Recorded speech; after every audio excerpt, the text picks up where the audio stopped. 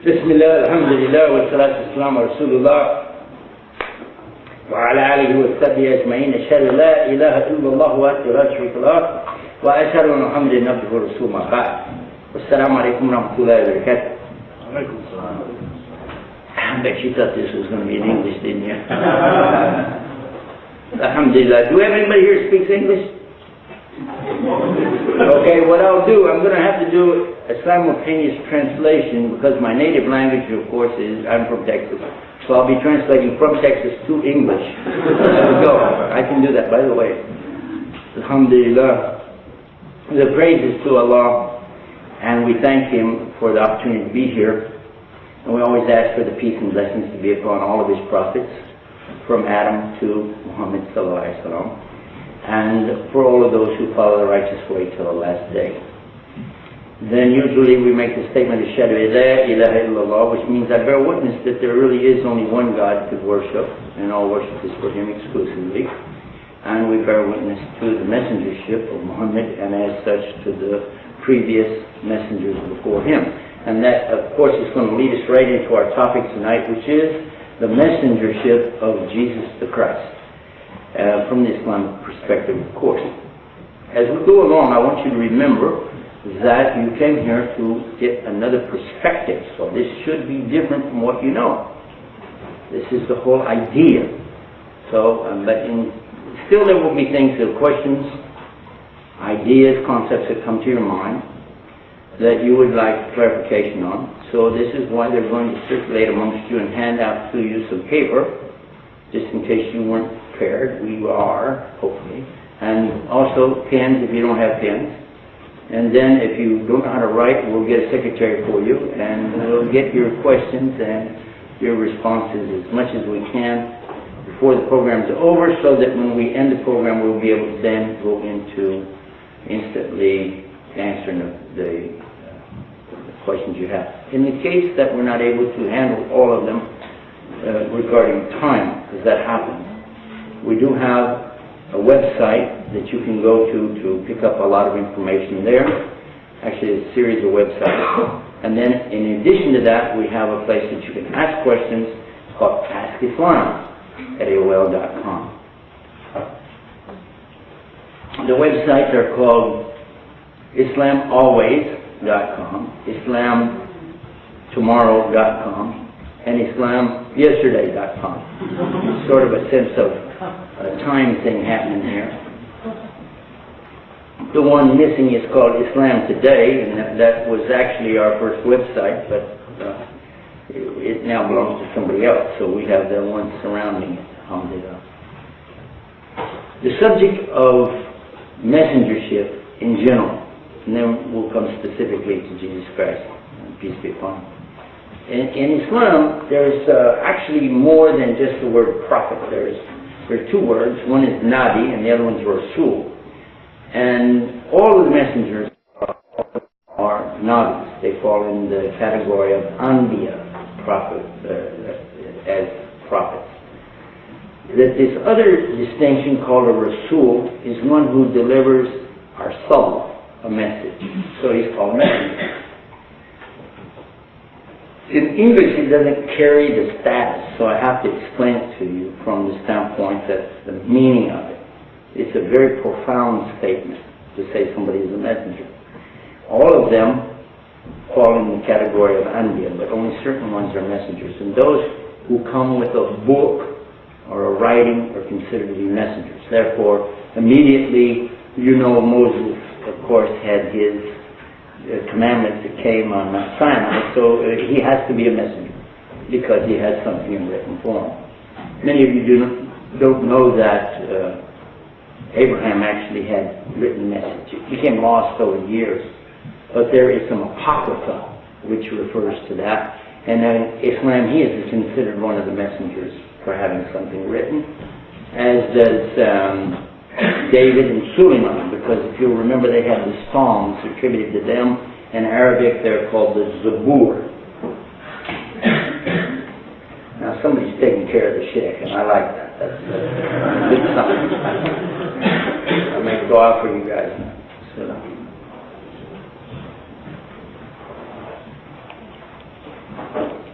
Some of what I'm going to tell you is known to you already. Some of it I'm going to talk to you about is going to be known to the Muslims. But some of the things I'll talk about tonight, even some of the Muslims won't really be conversant in that, and they'll be surprised. They'll learn something, hopefully. Some of what I'm going to share with you will be where we're alike. We have commonality. Some things you'll do more like a comparison, and some things may seem strange to you. But that's the whole idea, and I hope you enjoy the program. I do a lot of etymology, as a matter of fact. If I were to hang a sign out in front of my office, it would say etymologist at large. Now, how many of you know what that word means? All right, this is my kind of university. Of course, it means I'm a pet doctor. Anyway, it's the study of words. It's to take the word and break it down to see where it came from, so that we get a better understanding from it. The word here, as we broke down, was Arsallah, and one who has a message is a Rasul. And so that is, of course, what we were talking about first. And then we'll come to the next prophet after David and Suleiman, that there is Zabur or Psalms, is going to be Jesus, the Christ, peace and blessing be upon him. And then we'll see what is his status according to Islam. According to Islam, we have information that says that he has a book. He actually has a book, therefore he is a full messenger. He's a prophet and a messenger. This means that he had something that was with him physically. That's a book. It doesn't exist today anymore in its original form, but there's a lot of reference to it. And of course the Christians immediately know it as the gospel. That's what you will call it, probably, is the gospel. Or you may call it by its name, the Injil or the Evangel. If you know it in the English version, it's called Evangel. And in Arabic, Injil. Now, do we have any Arab Christians with us tonight? Anybody here is a Christian Arab? How about this? Anybody know any Arab Christians? Okay. They have a Bible in their language. It's called Kitab al-Muqaddas. Muqaddas or Muqaddas, it means holy. The holy Kitab or book. And you say holy book. In Arabic, just like you say holy Bible. Bible is from Koine Greek, and it means from Biblios, it means book. It's simple as that. The word Bible doesn't appear in the Bible. It doesn't appear there. But it appears in the Quran many times. In fact, people who follow the Bible or book are called Kitab, people of the book. And the word Kitab in Arabic means book. So Jesus, peace be upon him, was sent with a kitab or a book. He's therefore a full prophet and a full messenger of God to a Muslim. What we know about him as Muslims, he fulfills the scripture, the Holy Scripture, since the time of Abraham and Moses and David and Solomon. And this scripture is teaching that there will be one who will come, and he will be of a miracle birth, and he will be a messenger to the people, and he will be in the last days. Now, pay close attention to this, because you'll find that this exactly fits Jesus the Christ, peace be upon him. First of all, he already came, but he's gone, right? But the Muslims believe he's going to come back. They have no doubt about this. Muslims believe Jesus the Christ will return in the last days. Therefore, he fulfills the scripture that he's coming, he's a miracle birth, he preaches a message, and he's also in the last day. Yet Muhammad, peace be upon him, still fits in there as a prophet and a messenger, because he did what? He testified to the messenger before him, and all of them before, and he also mentioned that Jesus would be back. So there's plenty of room here for everybody. Okay, make sense? Everybody with me so far? The problem that the Jewish have with Jesus, okay, is that they don't want to accept a number of things. First of all, they don't want to accept that he is the miracle birth. They don't want to accept that the Immaculate Conception. They don't want to accept that he is the prophet. They don't want to accept that he is the Christ or the Messiah. And they don't want to accept that, that he did miracles, nor do they want to accept that he's going to come back in the last day. They're only looking for the Messiah to come in the last day, period. That's it. They don't believe that the Advent has taken place yet. For the Muslim, they say, no, he did come. He had a miracle birth. He was born to Mary. There was no human intervention there. It's Immaculate Conception. Jesus, peace be upon him, is born. And one of the first miracles is that he actually spoke as a newborn baby and defended his mother against the charges that they brought against her for having an affair or something, and he, instead of her defending herself, the baby spoke and startled the people very much. I mean, a little baby speaking would shock anybody. But that is what we learn from the Quran, that he spoke and defended his mother. So this is the first miracle, but certainly not the last. People being cured of diseases, skin diseases, etc. People who were lame, crippled, and so on, being able to walk again. People who were born blind, and now they can see. Not restoring sight, which is certainly a miracle in itself. Somebody's blind to see again. But how about somebody that never saw before and now they can see? That would be amazing. And then and we're talking about curing people, how about curing people of death? And he brought somebody back to life who had actually been dead. None of these things are normal. These are not things that you could just say, well, it's just a lucky guess, or, no, it's something big. So here is the Jesus of the Quran who does all of these things. It's interesting that this is mentioned, by the way, in the Bible. And it even talks about prophets before Jesus who did the same thing. Even the bones of Ezekiel were used to bring back the dead. And also that others were cured of blindness and sickness and so on. But the main point here is that Jesus fulfills all of the things that were mentioned in the Old Testament.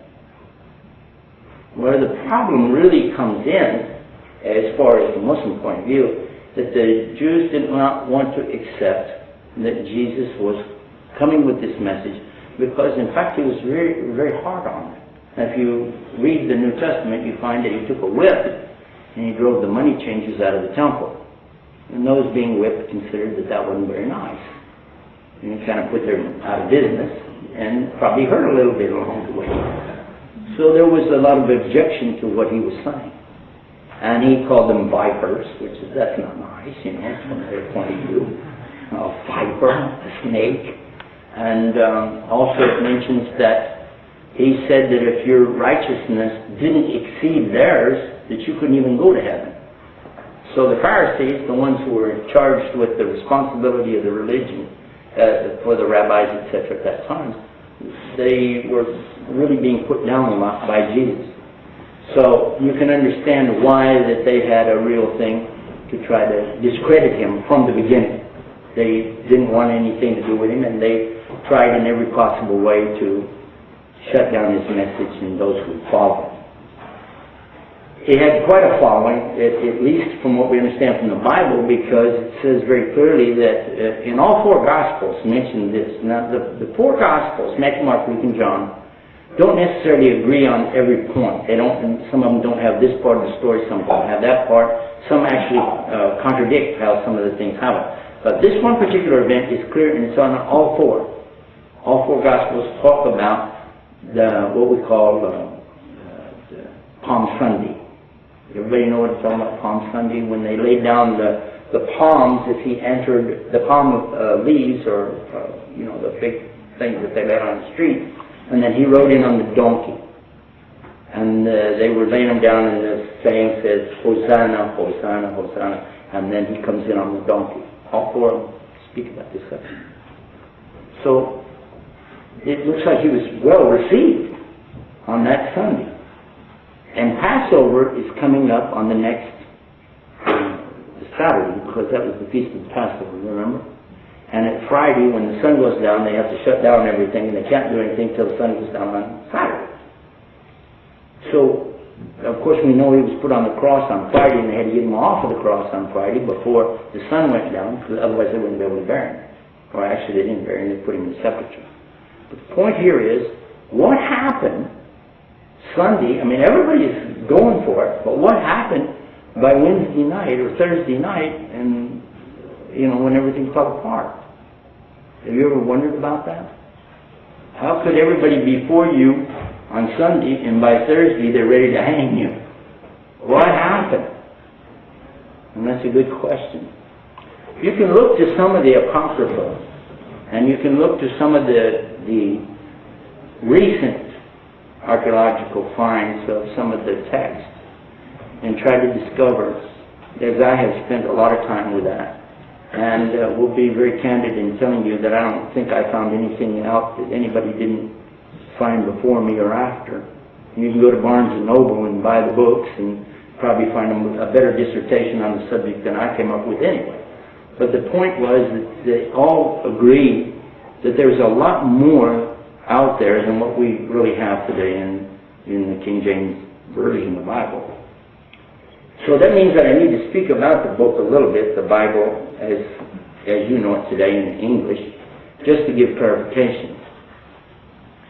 The English language didn't exist until the Saxons invaded the Anglican and the England, and when they went in, the Normans invaded the Saxons. We'll get the story straight. That was in 1066 AD. And after that came what we call the English language. What we're speaking today is a derivative of 950 years of daily changing a language. Prior to 950 years ago, it didn't exist. So that means that none of the revelations that we're speaking about today were actually in the English language. So it would be impossible. That there isn't any way that it could be in the English language. So therefore, anything you read in English is a translation of something. You have to understand that. And the oldest manuscripts that we have from the Jewish text, and we're talking now about the Old Testament, are actually, extant today, are not as old as some of the texts that we have. We have a lot more stuff available, believe it or not, from the New Testament than we do the Old Testament. Did you know that? There's just a whole lot more out there since 2,000 years ago than there is before 2,000 years ago, with the exception of the Dead Sea Scrolls, and there's a huge question mark on them because there was a big effort to try to make sure everybody would accept these scrolls as being older than 2,000 years ago. Because if they're newer than 2,000 years ago, they got a serious problem.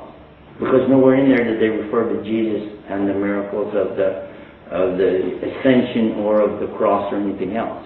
So it means they have to predate that, otherwise you've got a problem with your particular denomination, what you're trying to preach, because it won't be there. Now, do we have any Bible students here? Anybody who's been through seminary school or know anything about it? Even first semester. Anybody? Okay. Everybody heard, you know the Gospels, right? Okay, the first three are called synoptic. And then the John Gospel stands alone. After that follows, I think something between 12 or 16, depending on who you think wrote them, books are attributed actually to Paul. The majority of the New Testament really, I'm talking about books, is going to rest on Paul.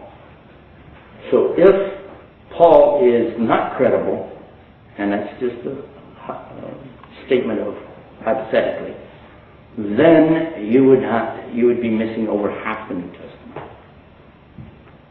And if it is credible, then you've got a problem with a lot of the Gospels because they don't match. I'm going to give you just one example of that so you can think about it.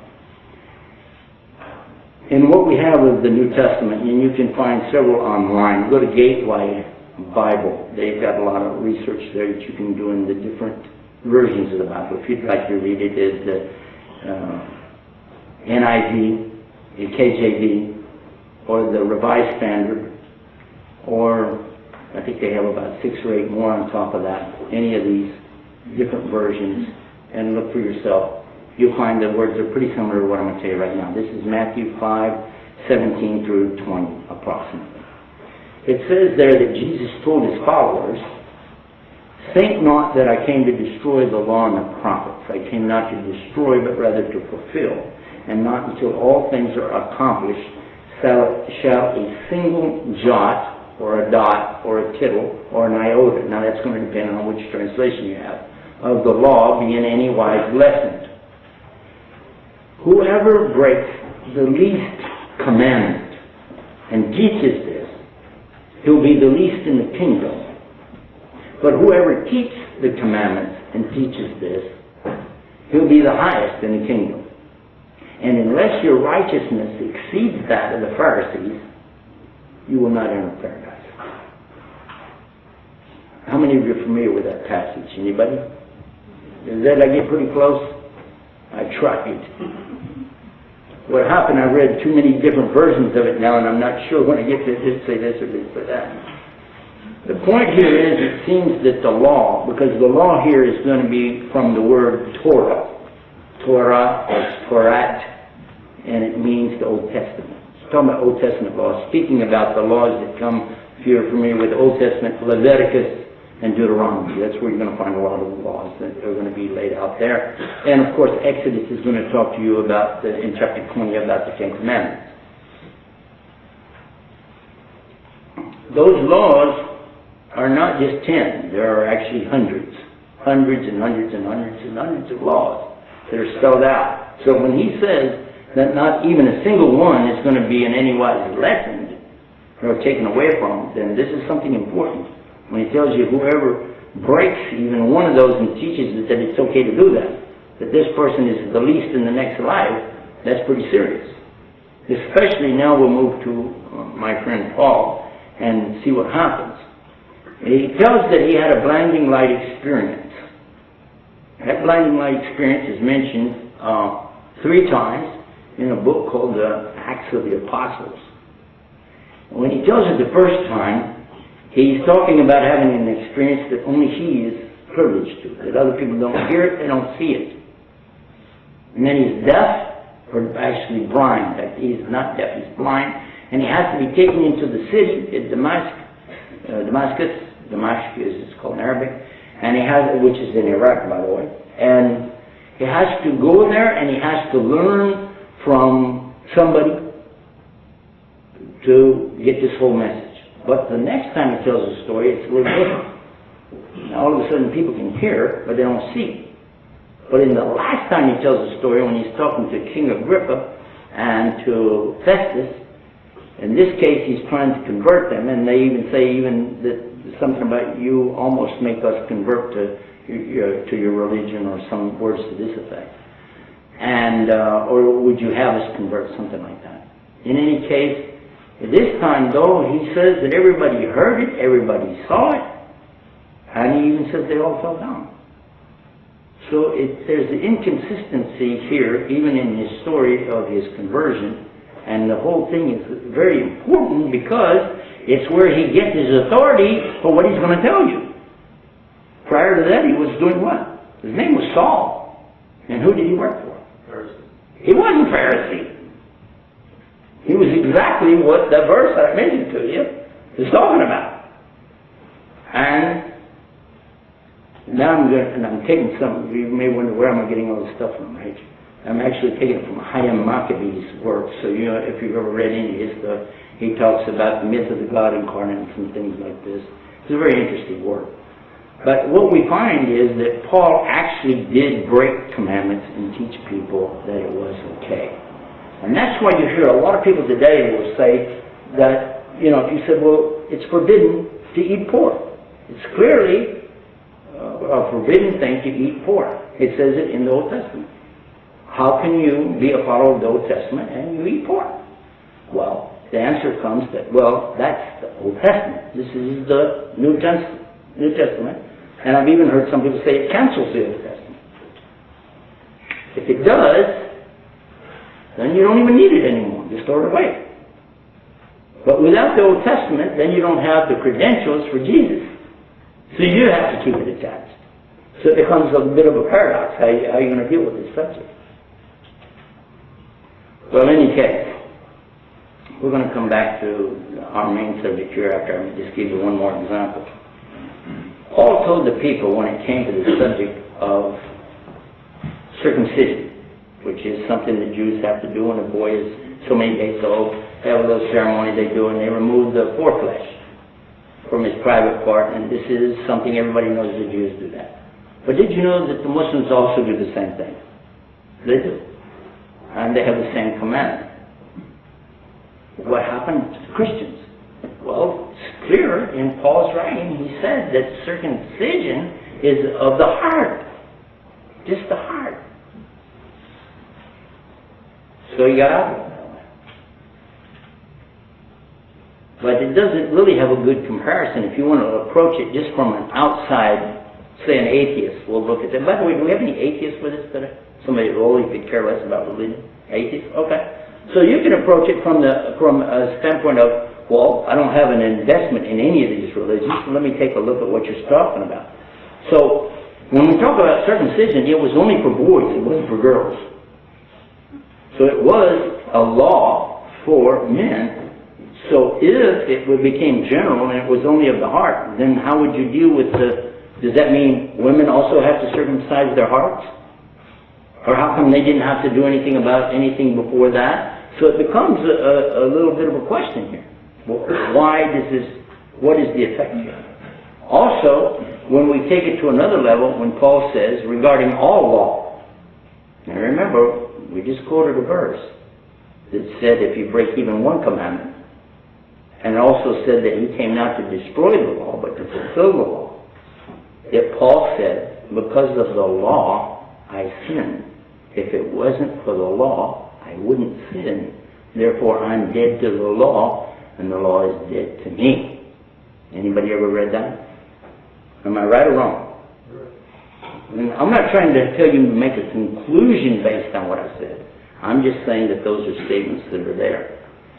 So from my perspective, and this is just for me to tell you, because maybe you're wondering, how could somebody be a preacher and then all of a sudden they're talking about Islam? Well, from my perspective, I wanted to know, how can I resolve some of these issues that seem to me very contradictory? How could I, on the one hand, have a very clear statement in the very first commandment that comes with Moses, God is one, and you have to worship Him with no partners. This is the first statement. And if you doubt what I said, look in Deuteronomy chapter 5. There's the Ten Commandments. Or go to Exodus chapter 20. Same Ten Commandments. First commandment is what? I am the Lord your God that brought you out of the land of Egypt, the house of the bondage. You know no God beside me. Beside me there's no other God. Thou shalt not have any other God beside me. And the New Easy English translation, I don't know what the real name of it is, but it's something like the New Easy English. It says real clear, thou shalt not worship any other gods beside me. It uses the word worship, which exactly describes what Islam says, because the statement, La ilaha illallah, deals with the subject of ilah, and that means something to worship. And Allah means the only thing to worship. So it's real clear. The statement Muslims make every day says, there is no God to worship besides God. It's just Him. He's the only one to do this worship. So there's the first commandment. This is something that comes, well, as we said early on, it's in the very first 5 books of Moses. And then we find in the New Testament something too. And by the way, there are many quotes. I didn't give you everything. I'm just saying something you can go look up real quick. Here's another one for you, New Testament. And it's in the Gospels.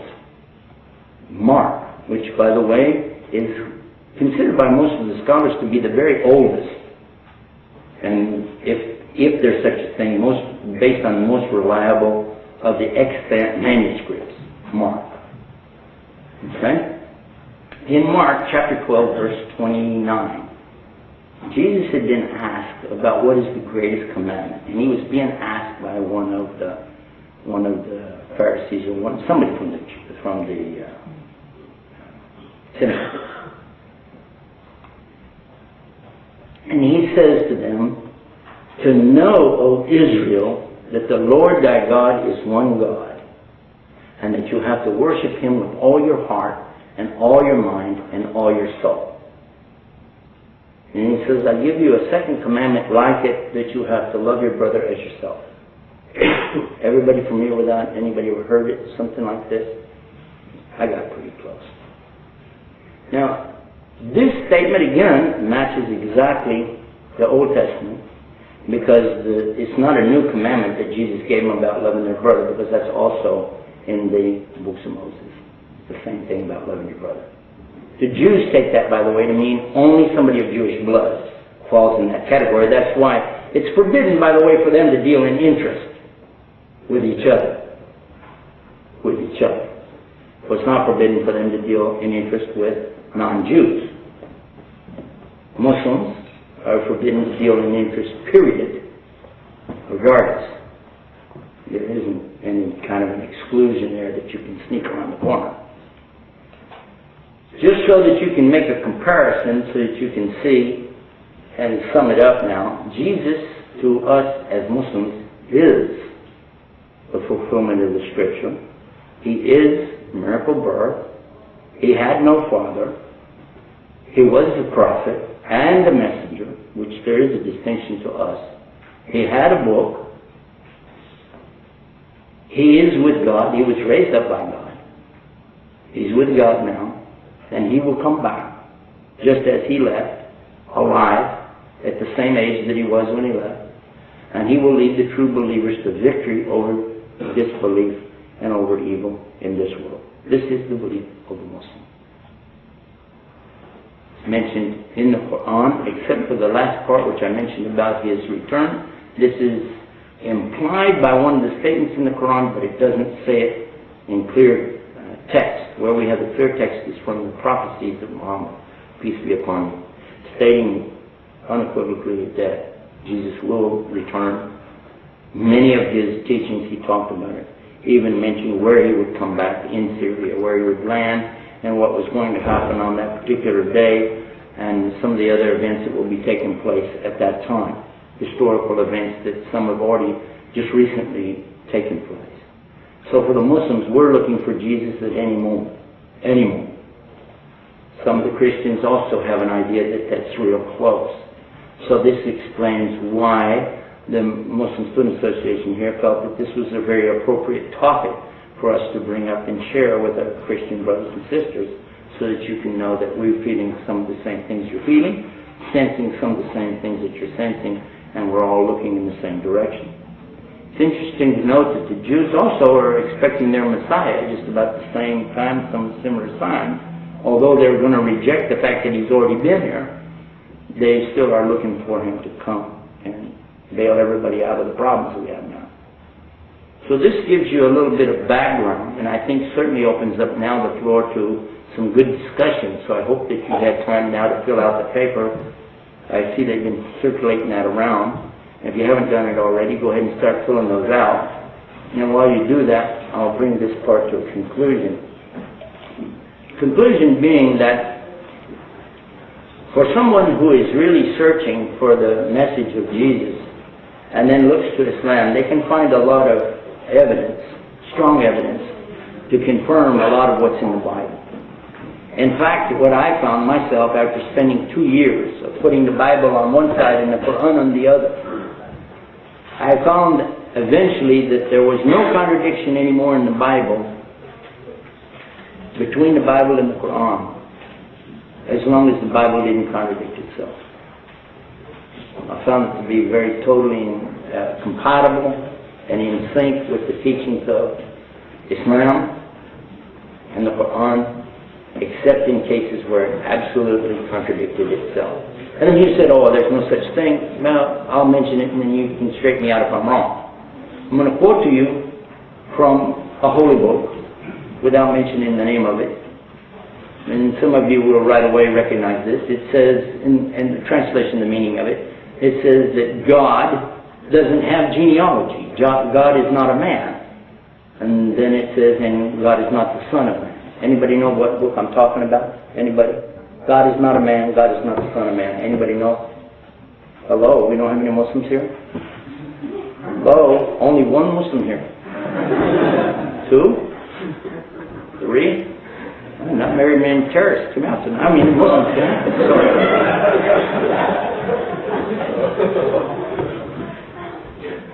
What am I talking about? Anybody know what I was talking about? You think I'm talking about Surah Ikhlas, right? Lam yalid wa lam yulad, right? Wrong. I wasn't. I was quoting that from the Bible. That's in Numbers, chapter 23, verse 19. God is not a man that he should lie. Another translation said that he should sin. Another translation said that he should err. God is not a man that he should sin. And then it says, and God is not the Son of Man that he should repent. That's what it says. It's a clear statement. Jesus, peace be upon him, said, according to the Bible, that he was the Son of Man. So that would be a contradiction if you're going to say he's also God. You just denied it. So now there are some people, by the way, that will tell you it doesn't matter what the book says. I already know because I got it in my heart. Well, you can't argue with that kind of reasoning, because if I already have a conclusion in my heart, I don't need any book at all. I'll use a telephone book. It won't matter, because I'm not going to change my mind. But if somebody is open up to look and study, then these are things you might want to know about. But now, let's pick on the Muslims for a while. That's enough picking on the Christians. What do you think?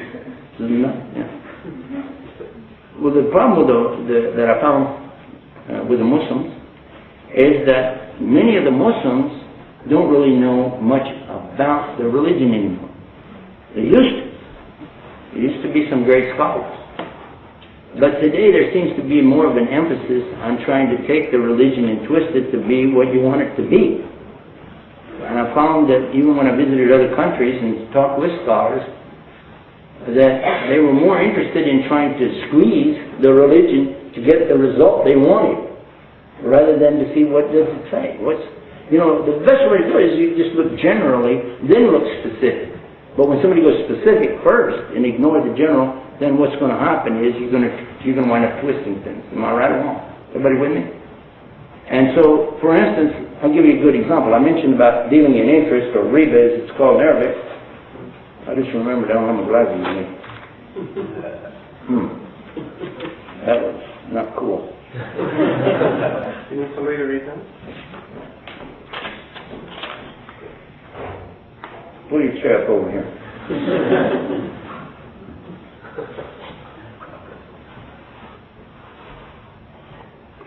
Read that one to me. You said that Islam believes Jesus had no father. Does it believe that the father of Jesus was God, or no? I just wasn't clear on that point. Okay, this is a good question. It's asking that I said Jesus had no father. Does that mean God is his father? Okay, let me be real clear. He has no father.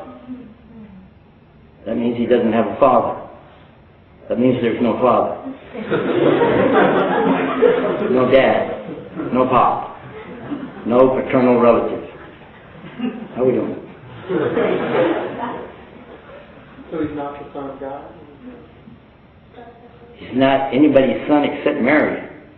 Mary is his mother. He's called in the Quran Isa, which means Jesus. Ibn, which means the son of Maryam. Jesus is the son of Mary. There's no Joseph. We don't even have a Joseph. Can't even kind of look over at Joseph and go, How many of you ever read Matthew, first chapter? Anybody ever read it? First chapter. All right? You sure? Test. Ready? What's the first words? It's a fair question. And I doubt that anybody's going to tell me. You know why? It's boring. This is the genealogy of Jesus the Christ. That's what it says. Genealogy means what? Lineage. Yeah, exactly. It goes through, 28 generations? Try 42. Because it says there were 14 generations from it. I'm quoting from the end of it. Right, and then 14 generations. And then 14 more, 14, 14, 14. You add them all up. 42. And count the names, 43. Oops. That's okay. That's what it says.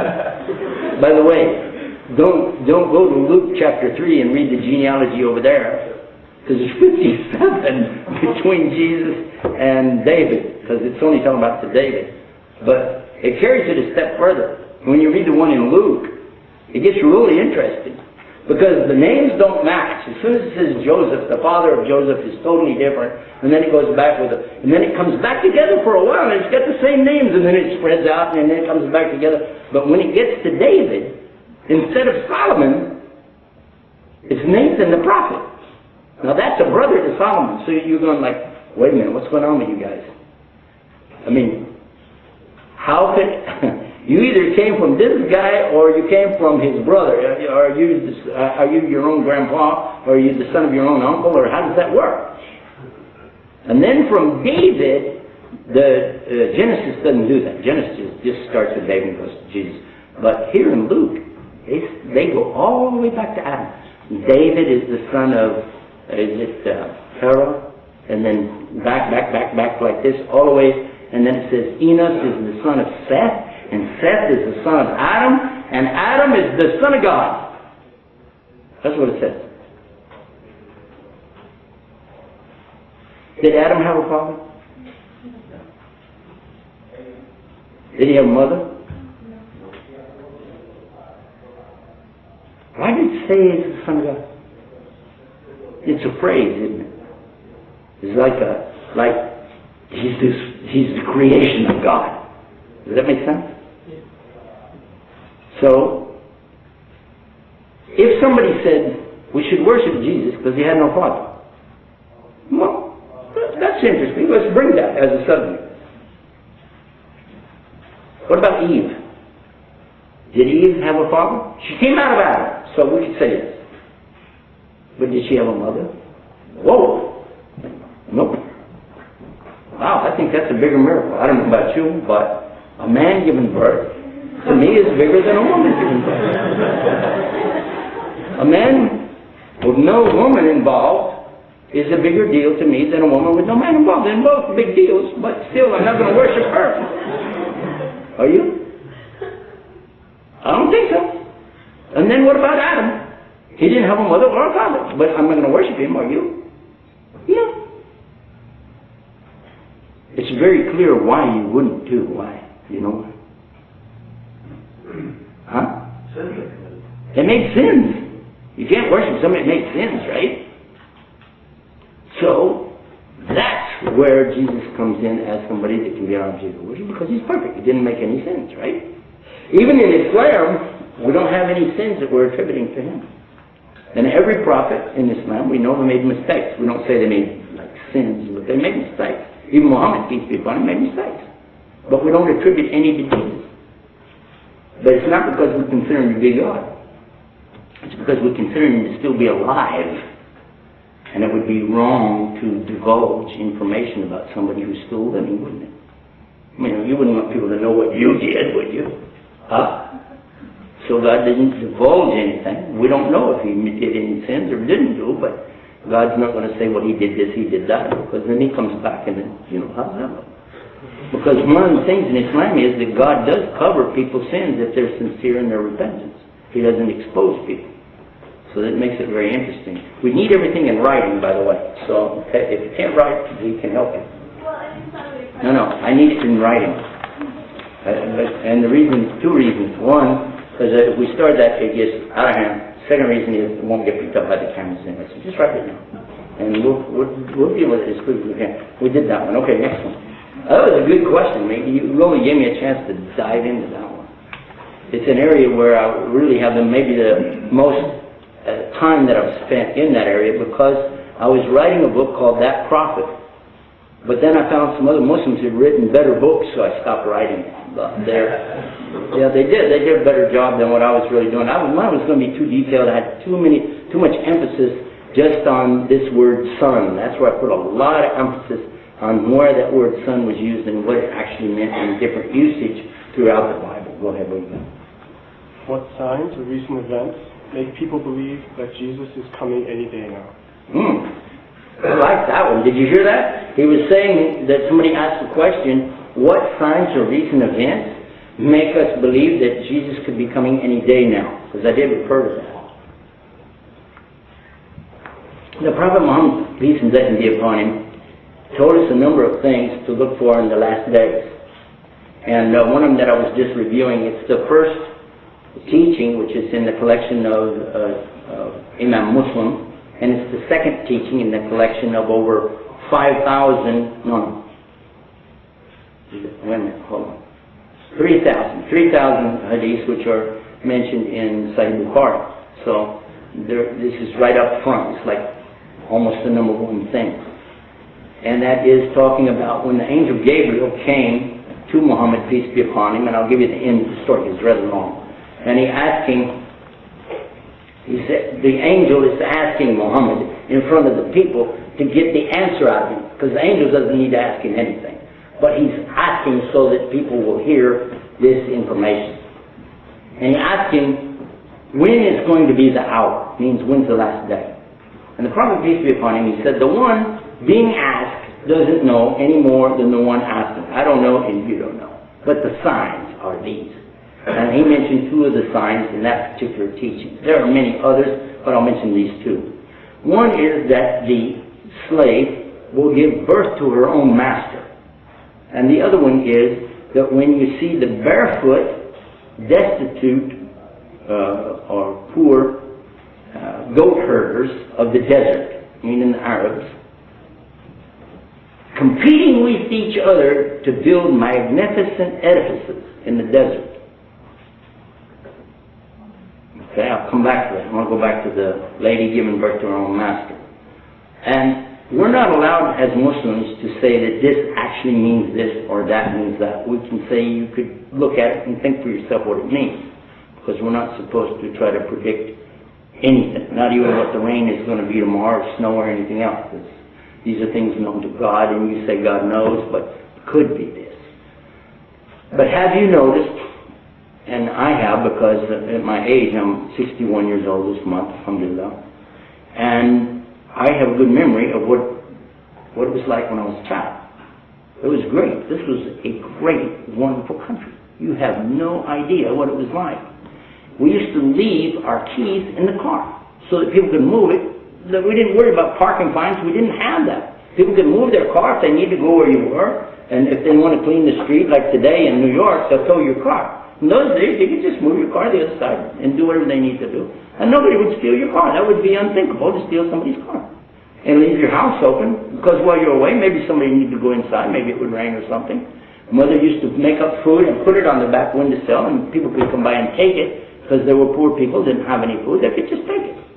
Or they could knock on the door and say we're hungry. And it was common. It was very, very common that you would give food. When anybody wants a ride, they could just stick up their thumb and you would stop, give them a ride, take them someplace. And even if it was out of your way, you would just do that. That was common. That was the decent thing to do. People were very religious. And I mean that not from the sense that they ran around with their Bible trying to convert people, but they actually acted like what the teaching of religion is about. People were kind, courteous, and we were taught real early, if you can't say something nice, don't say anything at all. And this is the teaching in Islam. Man kana yu'minu billahi wal yawmil akhir yaqulu khayr aw yasmut. Let the one who believes in Allah on the last day either say good or shut up. That's Texas translation. But it was a great, wonderful place. It was very strange if anybody cheated somebody. There were cheaters out there, but they were strange. And we used to talk about them like, wow, that's a bad person. And if somebody went to jail, it was like the end of the world. You just forget it. Somebody had a criminal record. And if a girl had an affair with a boy, that was it. Forget that person. She's history. This is terrible. And people would say, the Bible says, why are you doing that? That's one of the commandments. You can't do that. You can go to hell. And today people go, how many girlfriends do you have? How many boyfriends do you have? And even today, how many boyfriends and girlfriends do you have? In San Francisco, anyway.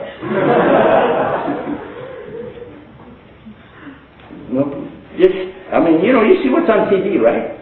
Now I want to come to the point about this slave giving birth to the master. no child that I knew, and I knew some kids, you know, pretty mouthy to each other, but I never saw a child talk back to their parents. Never. Even as I grew older and I saw a child speak back to a teacher one time, the whole room went, oh! And we were waiting for lightning to strike the place because the child spoke back to the teacher. And it wasn't long before lightning struck his pants because he got whipped. And they used to do that in class, you know. They had, the teachers had a paddle, and it was different sizes depending on the teacher, how big they had, you know, and just bend you over the desk and whack away, you know. Then all of a sudden they said you can't do that to kids anymore. But the Bible says, spare the rod and spoil the child. The Bible's right. Whenever there's no corporal punishment, when there is no enforcement behind what you say, what are you going to do? Talk the kid to death? And people try to do that. You know? Well, you shouldn't do that. Don't do that. Oh, you don't really want to do that, do you? Please don't break that. Oh, darn.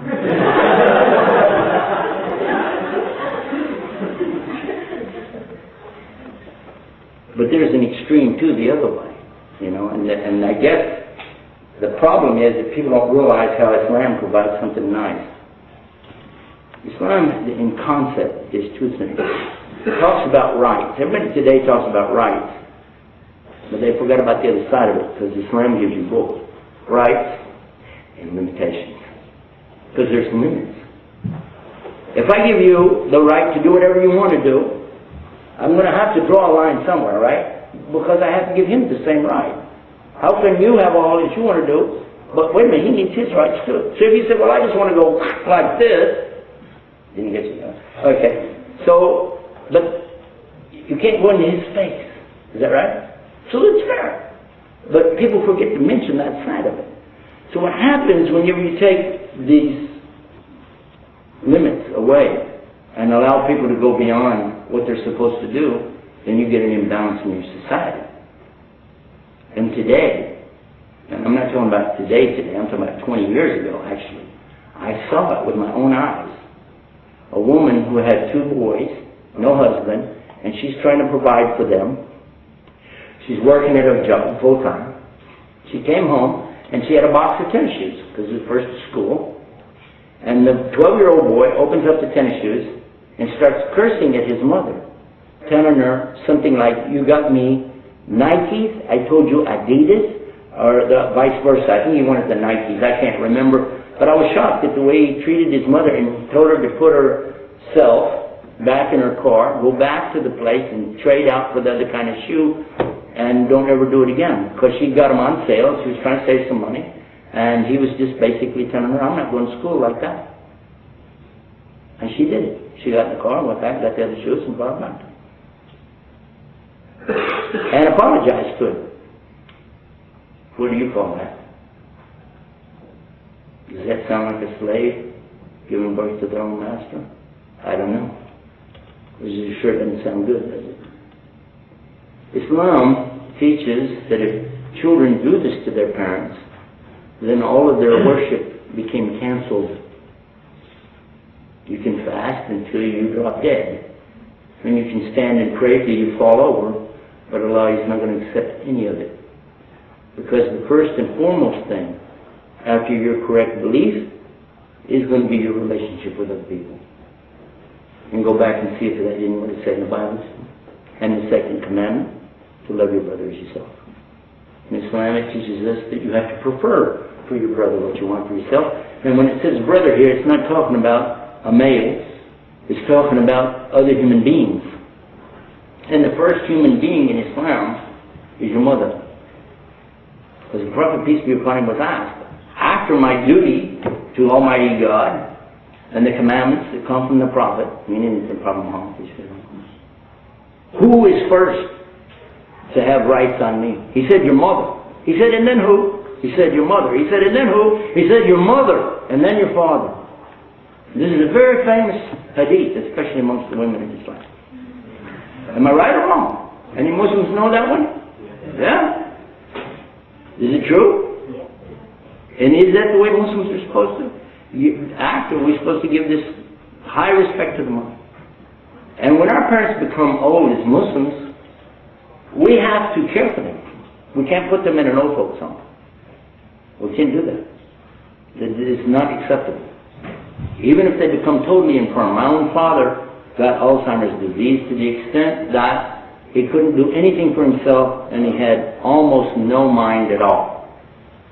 And the people that would come to the house, because the state sends somebody out every so many days, and they don't charge us for that. And we appreciated it. We liked it because they would come out and tell us tips and things how to care for him. But they would say, why don't you just put him in, put him away. You can't help him. And he's taking up all your time, he's taking up your resources, and, the state will pay for it. Just let it go. We said, we can't. He said, well, he doesn't even know. We said, Allah knows. I know. And somebody here is with him 24/7 that loves him and cares about him. We're going to make sure that he breathes, that he turns over, that he eats or goes to the bathroom and that he's clean.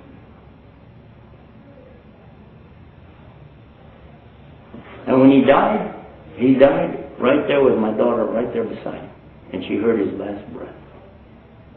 So there's no way that we have to have a second thought about if I would have been there, this, or if I could have done so and so, or no.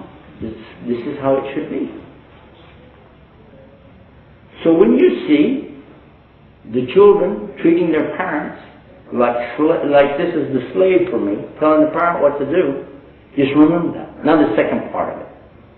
I just got back from Saudi Arabia, by the way, last week. You can't believe the number of buildings and the beauty, the majesty of some of these buildings. The architecture is out of this world. And the height of these buildings would scare you. In a desert, I'm from Texas, where land used to be pretty cheap, okay? So we have what we call ranch-style houses. You build out. You never build up. Why? Because it costs more money to build up. The only time you go up is when real estate's expensive, right? Deserts means land is cheap, right? Yeah. So why are these guys building 30-story buildings, 40-story buildings, 60-story buildings, 100-story buildings in the desert? And I asked them, a couple years ago when I was over there, I asked, this huge building going up right across from another huge building. I said, why are you doing it? He said, well, it's an office building. I said, but there's an office building right across the street and it's empty. Nobody even wants to use it. Why are you doing it? He said, so it'll be taller. And they call it after their family, like this is named after my dad, and I want it to be higher than his, named after his dad. But that's not all. It says about them being magnificent. I visited in one house, and they told us, when you get ready to pray, we always wash up. And they have a little room right off the main area so that you can go in there and wash up to do that. We went in there, and it had what an island kitchen is, right? Well, this has an island sinks that are around in a circle. That island, right? And they were beautiful. It was so ornate, you didn't want to turn the water on and mess it up. It was so beautiful. It had flowers and stuff coming out of there and this real ornate thing. And I looked at it and I said, that doesn't look like brass. I said, that looks like gold. I said, it is gold. Gold sinks. Now, I didn't use the rest in there, but I heard one of the others come out and he said, the toilet was made out of gold.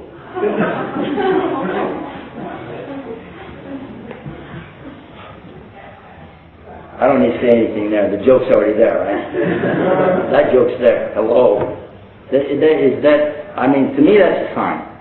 That's a sign of some horrible waste, tremendous waste, to consider that anybody would do something like that. And that's exactly what was predicted 1,400 years ago. And keep in mind, up until 60 years ago, those people were barefoot goat herders. And I'm not exaggerating. We have a brother with us from Egypt. He will tell you that when he was a little boy, he can remember his grandfather talking about they used to send all their charity over to Saudi Arabia because if they didn't, they would have starved to death. Am I right or wrong? How many years did Egypt support Saudi Arabia? 1,000 years, something like that? Well, I attended at least 15, 20 for every year at the time of Hajj. the covering for the Kaaba. Yeah, the kiswa for the Kaaba was always provided by Egypt. They couldn't even, there's a black cover over the Kaaba in the desert, right? There's a black cover over it. That was provided. They couldn't even come up with enough money to buy a cover for it. They came from Egypt. And now they have a gold door for it, by the way. So how could somebody have predicted by accident that there would be such wealth, opulence there that people could do things like that? So this is one of the areas of the signs. Some of the other ones, I'll go quickly through these. He told us that when the signs come, it will be like when you break a string of pearls, how quickly they run off. Have you ever broken any beads? Try to stop the things from running off. You can't. They're just going to be gone that quick.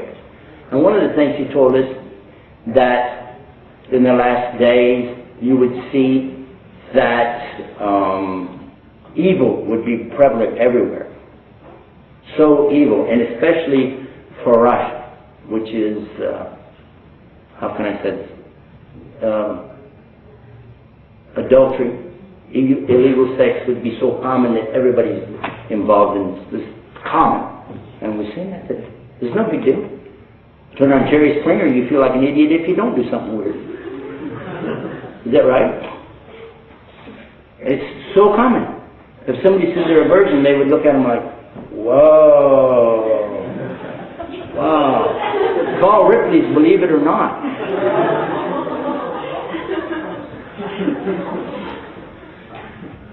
Am I right or wrong? So if you understood what I just said, this was predicted at a time when that's not something considered acceptable. It was predicted and it's happened. Another, I'll go to some of the, I'm going to tell you that it's on our website, so you can just go there and get a lot of it. Just hit you with these two that struck me. This is part of a very big hadith or teaching that he had, so I just pull this part of it out. He said in the last days, the people's extremity, oh no, wait a minute. Yeah, we would be trying to communicating with the animals of the sea. How about that? Anybody seen what we're trying to do with dolphins and whales right now? Nobody would have guessed that even 50 years ago. But there it is. And we are communicating with the animals of the sea. And by the way, they're animals. Those are not fish.